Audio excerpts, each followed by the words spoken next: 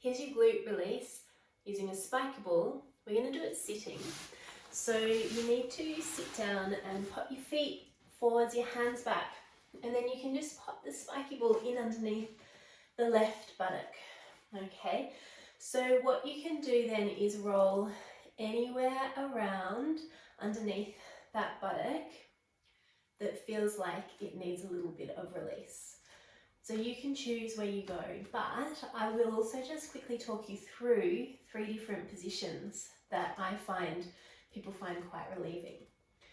There's also the option to cross that left leg, so left shin on top of the right thigh, and that puts the glute muscles on a bit of stretch and can intensify the massage. If that's too much for you, then by all means work with the left leg down. You could even work with it straight. And it's nice to experiment with the different positions and see what feels good for you on any particular day. I'm going to work with that left leg bent and crossed over the right thigh. So I want you to bring the spiky ball towards the midline. So it's going to come just to the left side of your tailbone.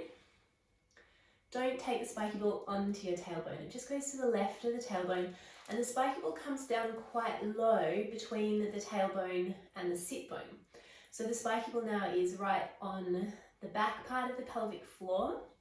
You might find that you don't want to roll around too much here. You might just want to let the muscles release over the spiky ball, or you might find that rolling around helps to release the muscles. It's entirely up to you. Then I'm going to get you to bring your spiky ball out more to the middle of the buttock. So you'll find there's that bony bit under your pelvis. That's your sit bone. We want to roll the spiky ball just to the back of the sit bone, just above the sit bone, and you'll find that there's a muscle there that for a lot of people is quite reactive or responsive. It feels a bit like it pings as you roll over it, so that's your piriformis. So this is a really great muscle to be releasing off. And then we can also bring the spiky ball right to the outside of the hip. So the spiky ball comes just behind your top of your thigh bone, and this is getting into the deep hip rotators. So all of these glute muscles coordinate and connect with your pelvic floor. So we are indirectly helping your pelvic floor to release by massaging into these glute muscles. Okay, and you can then obviously do the other side too.